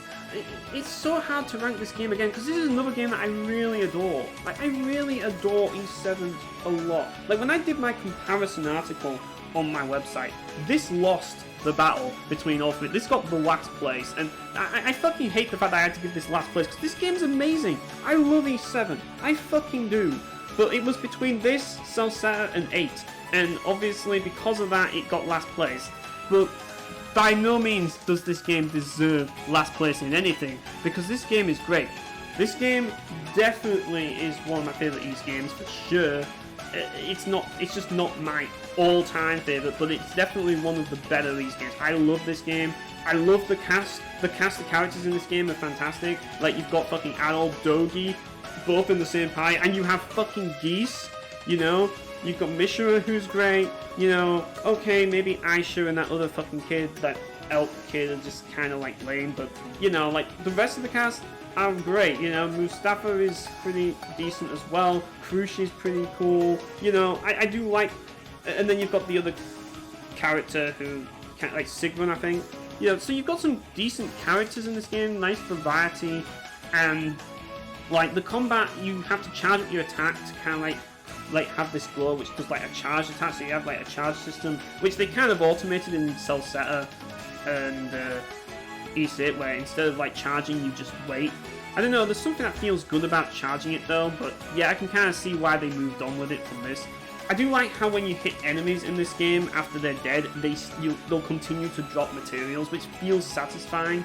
It's one of those games that just feels satisfying to run around and hit things, you know? They made the combat really satisfying for that. And they also added special attacks with each move, so like it feels more like a Star Ocean game than a top-down Zelda-style like game now, like, because you've got all these special attacks. So obviously, like Star Ocean, they're not necessarily balanced, but who cares? I get to like vary up my moveset. Instead of just mashing buttons, I can like vary it up and do a different move every now and again once I get my gorge filled by using those charge attacks. Then I can start using my special moves and like pile on the damage, and that's great for when you get the enemies staggered. Yes, there's a stagger gorge in this game, but it's not the worst thing ever. Like, I don't inherently hate stagger gorges, but you know, it's like this game is so fast paced and it has a really good dodge button, just like Celceta. They both have great dodge buttons, to the point that it's not really that much of an issue, the fact that you have a stagger gorge, because like you can move around pretty quick anyway, like, and because of the nature of the game where you have to use like charge attacks, you basically usually like release a charge attack and then like dodge and then release charge attack, and it feels good. It's a good feeling style of game, and I really love it. You can also guard as well, but the fact that you have a dodge is great. Like, I really like I think that this game really pioneered the best combat of the series personally, even though most people will disagree with me. I like this style of game, and yeah, like, obviously, this game, I'd probably say this is one of the longer East games. It's got a pretty sizable story. The story is, well, it's a MacGuffin hunt plot. It's not the most original, but I think it gets the job done. The characters are pretty solid. It's basically like what Celceta was lacking, what Memories of Celceta was lacking in the character department. This game makes up for it, and the soundtrack of East 7 is also a banger. Like, it really is. Like, but it's an East game. What do you expect? Like, I just really like it. I don't know how to explain the difference of these soundtracks anymore, guys. They're just so fucking good. But like, this one has like I just love the fucking field area music in this game. Like, honestly, like, it's so hard to decide which is better, Mother Earth Outergo or The Boys Got Wings. I mean, The Boys Got Wings is just so fucking good. It fucking is. And the Mother Earth Outergo, it's just... Part of me just wants to say Mother Earth Outergo is my favourite of the field music, but at the same time, The Boys Got Wings exists. It's just like, it's so fucking hard. Like, I just fucking adore all, like, aside from Origin, I adore these soundtracks so much, and this game's soundtrack definitely does not disappoint. I fucking love the soundtrack as well. It's just like, I mean, I guess like this soundtrack stands out a little bit more than Celceta's, just simply because Celceta's a remake of this, which is legendary, and it doesn't do those songs as good. But the new songs that they added in Celceta are really damn good to make up for that. So, like, East 7 has its own form soundtrack, and it is excellent. I love, like, I just really enjoy the soundtrack a lot. But it's East. I don't know where I'd rank it. It's just like East 5, like East 6 and East 7 soundtrack. I couldn't rank those two. I don't think I could, because they're both so fucking good, but in different ways. Like, it's just so fucking hard to rank them. But yeah, like, this game's got some really fun boss fights. It feels like a really complete East experience, and definitely one of the better examples of an East game. Like, it's a little bit more challenging than Celceta, but honestly, like, if you want like an East game that is a little bit more on the challenging side, but with a solid combat system, 7 is a great option if you don't want it to be like too much of an overwhelming challenge. It feels more balanced. It feels more like East 4 in the difficulty department, in the sense that it's challenging, but not too challenging, you know? These fights will give you a challenge, they will, but they won't be overwhelmingly difficult, like this game and this game, you know? This game's challenge will be just right, and it's a lot of fun. I really enjoy East 7 a lot, and I cannot stress that enough. It is a fantastic East game, and it's the one game where you get to play as fucking Geese. You get to play as fucking Geese in this game, who is a badass, and I fucking love it. And Dogi, who is also a fucking badass, you know? And what more do you want? It's got a fantastic cast of characters, really solid game, definitely deserves great tier. And finally, we have the last game, which is East 8, the Lacrimosa of Dana. Well, so take everything I said about East Memories of Celceta and East 7, and basically bring it all together, and you have East 8 Lacrimosa of Dana. Pretty much. Like, it is literally... This game is literally This game put East on the map. It fucking did. This is the game that ultimately, like, everybody will remember this series for, because it's that fucking good. Like, I have a soft spot for, like, Celceta and 7. I really do, and I really adore both of those games. But 8 is a different beast.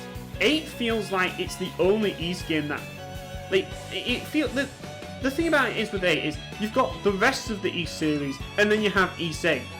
It's like its own thing. It's like the rest of the East series is completely separate entity to East 8, just simply because East 8 is in a league of its own. I think that's the best way to describe it. Like, just all the vibes. I mean, the fact that it's the first fully, like... I mean, you could argue that Memories of Celceta was in 3D and that lot, but it was kind of like top-down camera. This is like the first East game where the camera isn't top-down and it's 3D, and that's definitely something that's great about it, because you get to... And, like, the visuals are absolutely fantastic in this game. But the thing that I love about this game a lot is its emphasis on adventure and just traveling across uncharted worlds, which is what the East series fundamentally is about. And this game nails it. This game absolutely nails what the East series is all about. It fucking does. Like, my god. Like, everything about the East series is peaked with this. But then you have East 4 Dawn of East, don't you? I think you know where I'm going to put this game. I'm putting it at Legendary tier, but we're going to actually talk about this game for a few minutes. Because here's the deal. Ys 8 is a fucking amazing game. For its time, this is one of the best games. This game is fucking... I can't believe this game released in the 2010s. I just can't believe it, because the 2010s sucked for gaming. It's fucking shit for gaming. I fucking hate 2010s for gaming. But this is like the one sparkle of hope that gaming had in the 2010s. Like, one of the few sparkles of hope that the 2010s gave us was Ys 8 Lacrimosa of Dana. This game feels like a game from the 2000s, man. Like, it feels like I'm going back to the 2000s when I play this game, because it's like, holy shit, an actual game released in the 2010s that's actually fucking good? That's actually fucking whoop-ass? You know, that actually can match games released in the 2000s? And compete with them? Holy shit! I can't believe I'm saying this, guys, but a game released in the 2010s is on Legendary tier. I never thought I'd think about that. I mean, obviously now you have games like Star Ocean 6, so there are a few others, but this game definitely took me by surprise. Like, I was just like, holy fucking shit, this game is just amazing for the time. I mean, as a game in itself, like, it's still a solid game, like, when you compare it to the 2000s, but comparing it to the 2000s, it's just like, is it the best? No. Like, the 2000s is just too good, but when you compare it to the games of the 2010s, outside of Odin Sphere Leifasir, which was a remake of the 2000s game anyway, Ys 8 Lacrimosa of Dana is probably the best game of the 2010s, in my opinion. Like, it pretty much is. Like, there's not really much to contest it with. I mean, what is there? There's Exist Archive and Star Ocean 5, which obviously I have like a bit of fondness for them because I'm a Tri-Ace fan.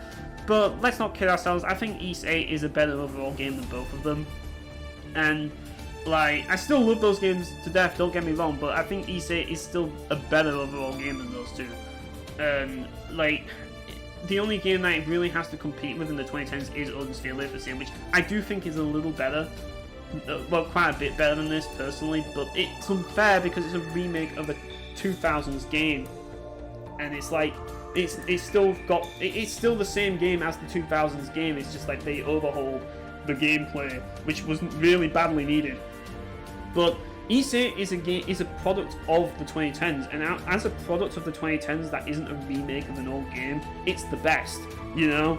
It fucking is of the 2010s, you know? I don't think anything can compete with it besides Odin Sphere Leifasir. I don't think anything can. Like, it's that good. You know, like, people gush about Nier Automata, but Nier Automata wishes it was as good as Ys 8 Lacrimosa of Dana, man. It fucking does. I don't care what anyone says. It's a better game. Like, this game's environments are gorgeous. The soundtrack, where do I even rank this soundtrack, man? Oh my god, like, I have this entire soundtrack on vinyl. It's that fucking good. Like, there's a lot of variety. The music really fucking... Like, this is Ys at its finest. It takes all of the best qualities of Ys and just puts it into one game.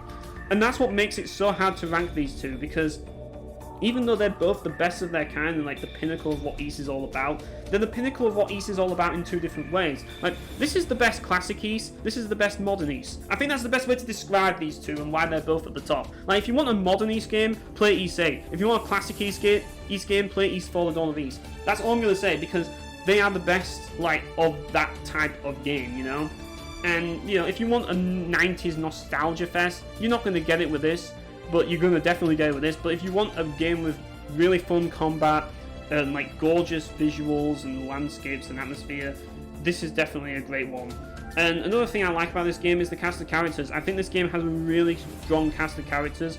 Really do like the characters like Tazhard, and, you know, who's really entertaining. You know, Hummel is kind of like really like enigmatic and interesting and all that lot. Laxia is pretty well developed character. You know, I know that I kind of ragged on about Dana herself in my review of it before, and like, but I want to make it clear that I don't hate Dana as a character. I don't think she's a terrible character. I just think that the other characters outshine her personally, and she's still a decent character.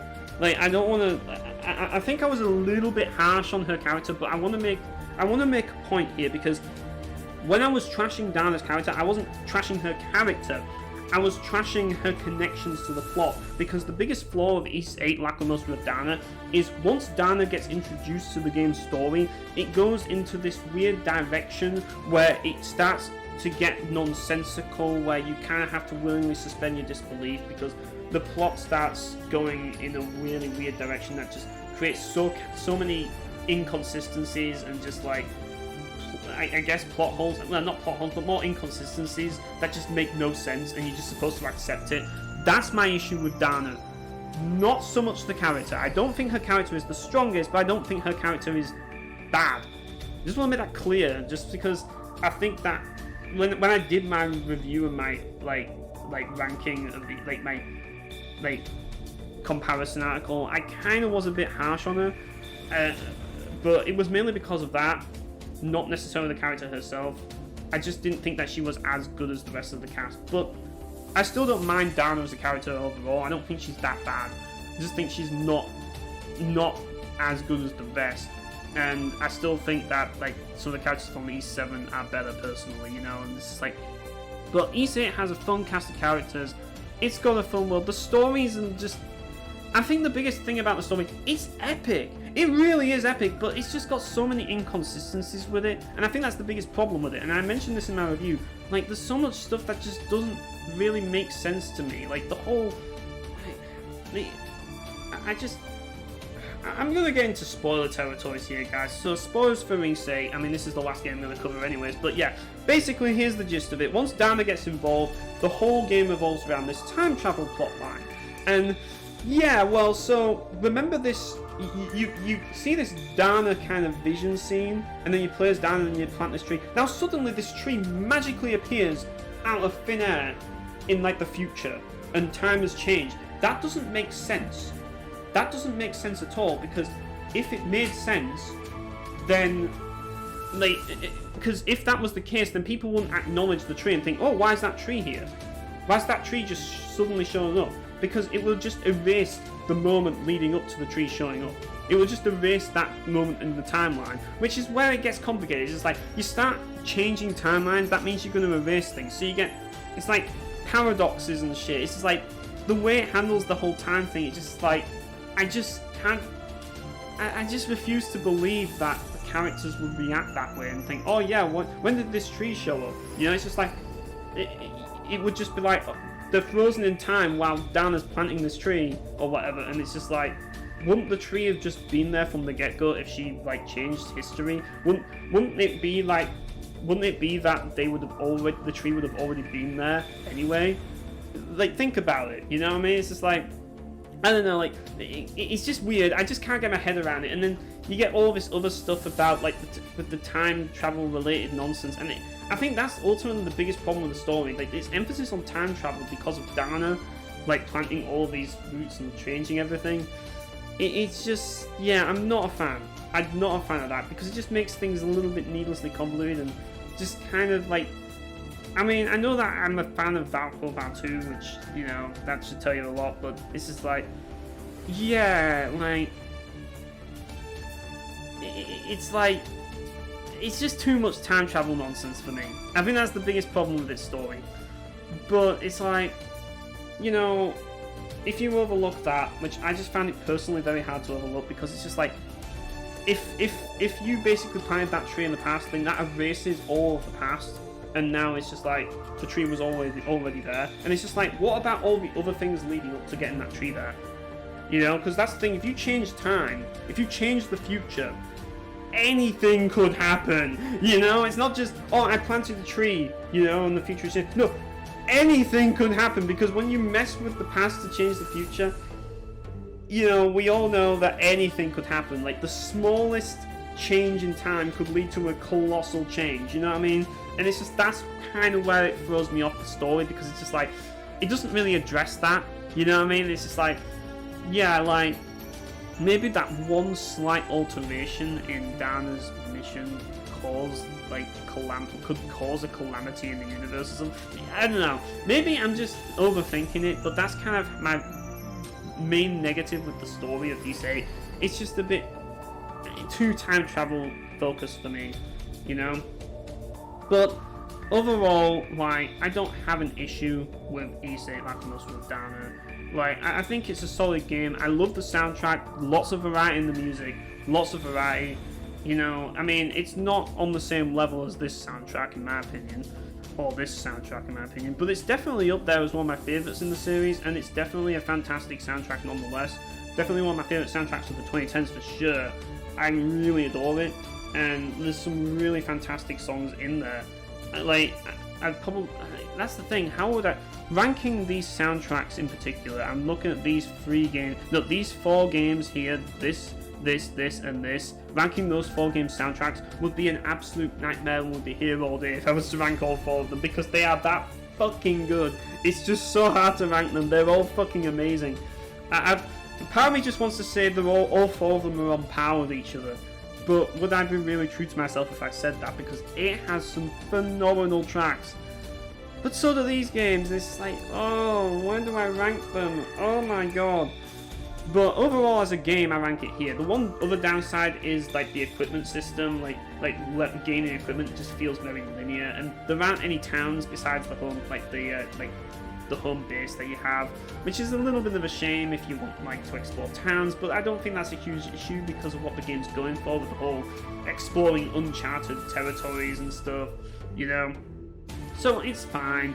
So yeah, overall, this game definitely keeps the spirit of adventure that Ys is known for, without all the bullshit that you have in this. And it's basically the polar opposite of Ys Origin, because Ys Origin takes place inside a tower where you can't roam. This takes place on an uncharted island where you can, like, where there's so much to roam and see, you know? Like, it's the polar opposite of it. But yeah, I adore Ys 8. I fucking do. I think it's one of the best modern games ever made. And I think game developers should start looking at Ys 8 instead of looking at all these other modern garbage games, and look at Ys 8 for inspiration. Thankfully, some of them have been, but I think it's like, Ys 8 is definitely a monument of its time, and it will always be remembered as the game that almost saved the 2010s from being the 2010s. Yeah. Okay, so I just wanted to add this extra bit at the end, because since doing this video, I had not actually played Ys 4 Mask of the Sun. Well, that has changed, and now I have actually played Ys 4 Mask of the Sun, and I don't want to do the whole video again, so I thought I'd put this bit at the end, just to kind of update you all on my thoughts on Ys 4 Mask of the Sun. Now, you're probably wondering, did I beat Ys 4 Mask of the Sun? No, I didn't beat this game. Basically, Mask of the Sun and Mask of the Sun and New Theory are the worst versions. Which ones are better? You probably want to know which one I think is better. Well, I mean, both games are different.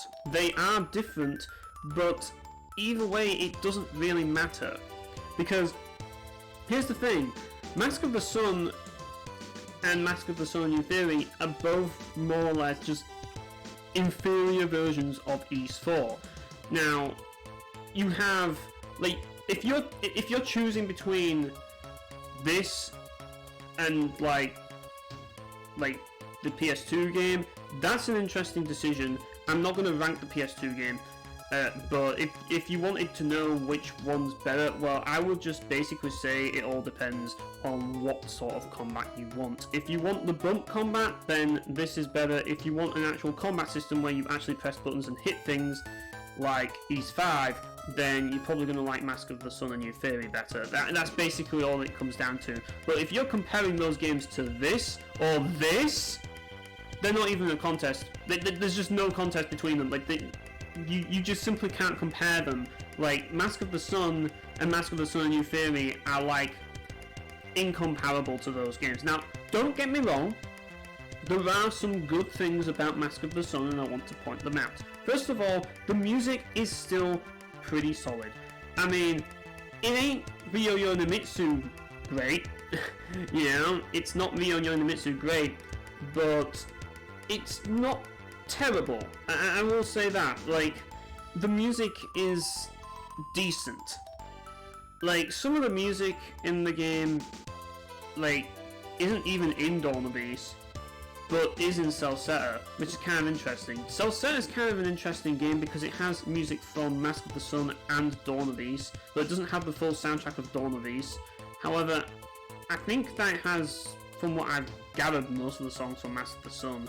So yeah, like, but Mask of the Sun's soundtrack is kind of weird because, like, Memories of Celceta has a song in it called Crater, which is actually from Mask of the Sun, but Crater doesn't actually play in Mask of the Sun. Instead, it plays the final dungeon theme of Ys 4 in the area that it's supposed to play in Mask of the Sun, which is weird, and like I never understood why. But yeah, Mask of the Sun, I mean, it's a bump system game. Like, how do I compare it between like Ys Book 1 and 2? I mean, like, I will definitely say Ys Book 2's combat is better than Mask of the Sun. I will definitely say that. Ys Book 1, on the other hand, well, here's the thing. The advantage of Ys Book 1 is that Ys Book 1 actually has, like, Red Book audio by Ryoyo Nimitsu. Mask of the Sun does not, and that's why Ys Book 1 is up here. But, like, if you're comparing them, they're both very much the same. I mean, like, in a way, like, there's not really too much different between Ys Book 1 and Mask of the Sun. What I will definitely say is that, and this is unfair for Ys 1 because Ys 1 does not have magic. Ys 4 Mask of the Sun has, without a doubt, the worst magic system in the entire Ys series. Worse than Ys 5 even. Like, I actually like Ys 5's magic system, I just think that you don't get to utilize it because bosses, I don't know, like, I've never been able to use it on bosses. Just the way magic works basically makes it just impractical to use, but it's still cool. In Mask of the Sun, magic is stupid. Like, it has barely any range and you'll basically never use it. But the thing about Mask of the Sun, and its biggest crime, is just the dungeons. The dungeon design and everything else. Take everything annoying about Ys 2, and possibly even Ys 1, and just take it up a notch. And that's basically what Mask of the Sun is. It's by far the worst bump combat game in the series. I will definitely say that for sure.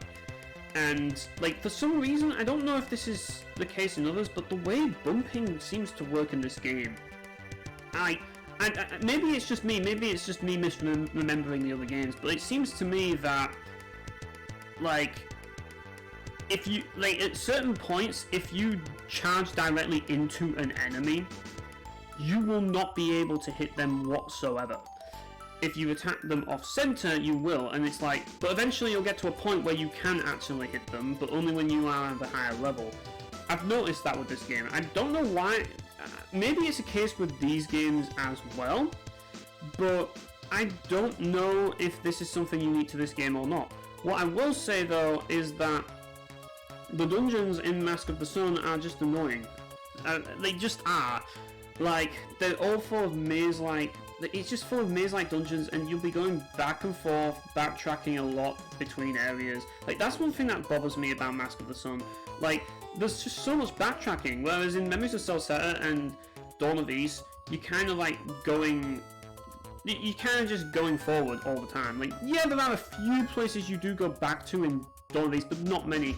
I find that you're just constantly going back through the same areas in this game, just to get from place to place, and it's just like, yeah, it just kind of gets tiring. It's like the amount of times you spent in the fucking ice cave in this fucking game is unbelievable. And the sad thing is, the music for the ice cave is actually my favourite song in the entire Ys series from Ys 4, and yeah, the version that it plays in this is obviously nowhere near as good, unfortunately. It's still decent, don't get me wrong, but it doesn't save the dungeon. And at the same time, that's not even the worst dungeon, because some of the dungeons, like, oh my god, like, the Silver Temple is fucking horrible. Like, so many dead ends, fucking mimic chests, which, unlike Dawn of Ys, where you can actually use magic to, like, I mean, technically, I guess you can in this, but it's just like, the way magic works in this game is just weird. I don't like magic, but it's just like, and just the positioning of them, like, in Dawn of Ys, they are positioned in a way that you can actually see them. In Mask of the Sun, they place fucking mimic chests in a fucking dungeon where there's basically no light and you basically can't see what's in front of you, so you'll accidentally run into the mimic chest, bump into it, and fucking take damage. That's when I rage quit. East for Mask of the Sun, because that's just ridiculous game design and it's not even fair. You know, it's bad enough that you're gonna troll me with mimics, but even worse that I can't even fucking see what I'm actually bumping into because the fucking game decides to blind me with the fucking, like, circle light that it has. When, you know, when you go into, like, a dungeon, like a cave in Pokemon, and, like, you see, like, it's blacked out except from, like, a circle. Yeah, that's the thing. You don't know where you're bumping into, you don't know where any of the enemies are, and you basically have to deal with mimics on top of that, which usually in most games it wouldn't be a problem, but because East has you bumping into things to open treasure chests and bumping into things to attack enemies, yeah, you'll basically end up bumping into mimics and dying. Another dungeon that seemed to be really annoying was the dungeon where you have to, like, I don't, like, it's the Storm Shrine dungeon in this game is fucking dreadful. I fucking hate the Storm Shrine dungeon in this game so much. It is awful. Like, there's so many dead ends, so many pointless freaking rooms, and for some reason, like, there's these, I don't know if it's an enemy that's doing this, or if there's spike traps in there. I don't understand, but there seems to be, like, these spikes that seem to appear out of fucking nowhere, and I think it might be an enemy, one of the caster enemies, but I'm not sure. They all seem to hit in similar areas, and it's just very difficult to get past them. Like, I cannot stress it enough. I mean, like, it's just a very frustrating experience. I think that's the best way to describe it. And I would say East for Mask of the Sun, to be perfectly honest, is probably the worst of the East series outside of East Strategy, which I'm not even going to rank because it's terrible. But yeah, East Mask of the Sun is just, I don't know, like, out of all these games I'm ranking, I'm not going to count these two might be worse, but out of all these games I'm ranking, East for Mask of the Sun is the worst game in the East series, in my opinion. And yeah, like, that's the thing. I mean, I would even take Origin over this, because the thing about it is this game is pointless. There's no reason to play it whatsoever. It has no purpose of existing. It's still got the arcade bump combat system. Yes, the music is decent and probably better than Origin. I would definitely think the music's better than Origin's, outside of a few. Origin does have a couple that are decent.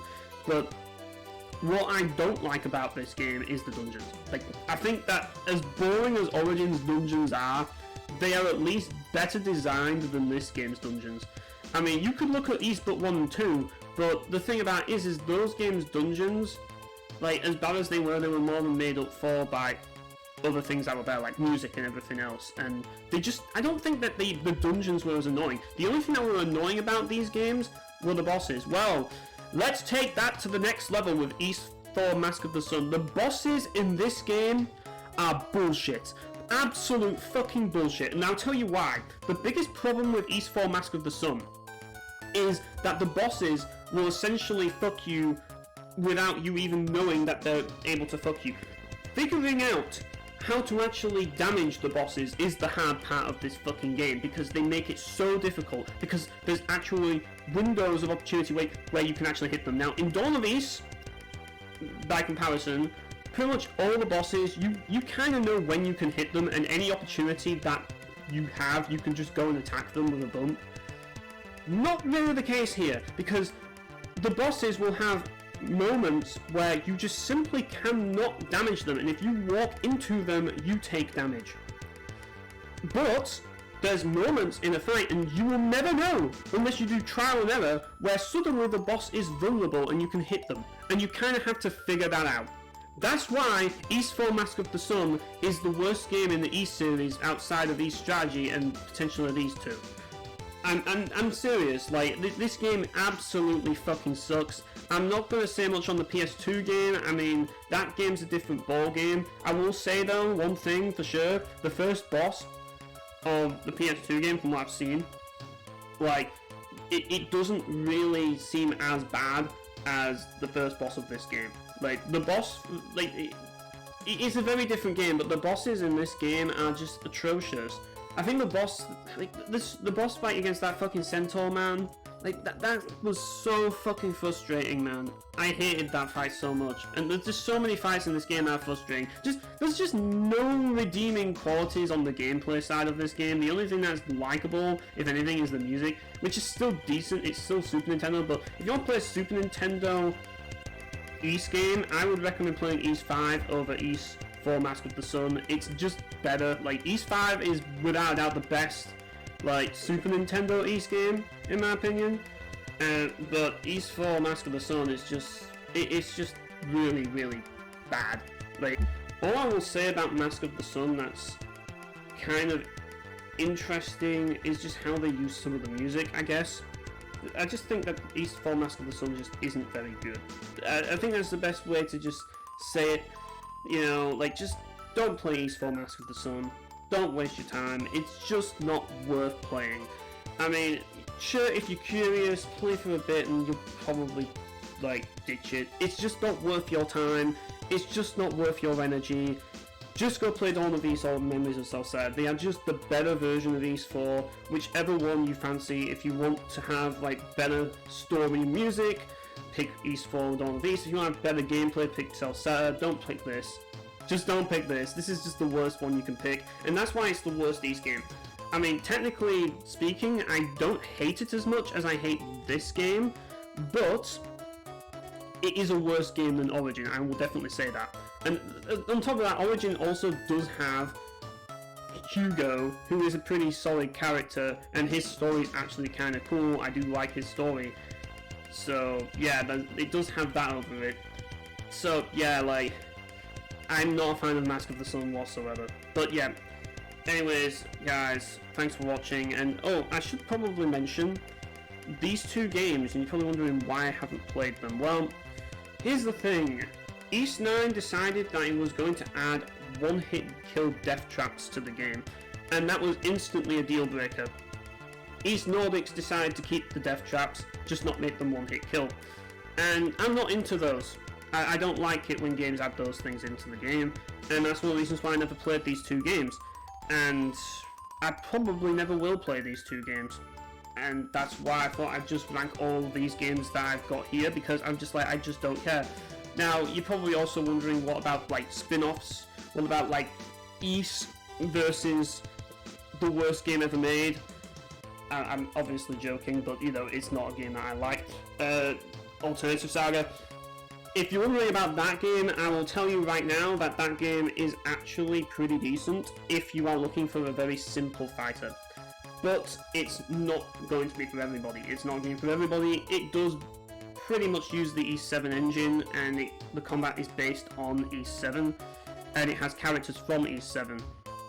But it's very much a fighting game, and you've got to be aware of that. Like, you're not going to get like a content-rich game. It does have a story mode, so you do have a story mode, and like, all I'm going to say is, if you're a fan of this fella here, Geis, I think you can barely see him, but yeah, if you're a fan of Geis, you might enjoy the story of that game.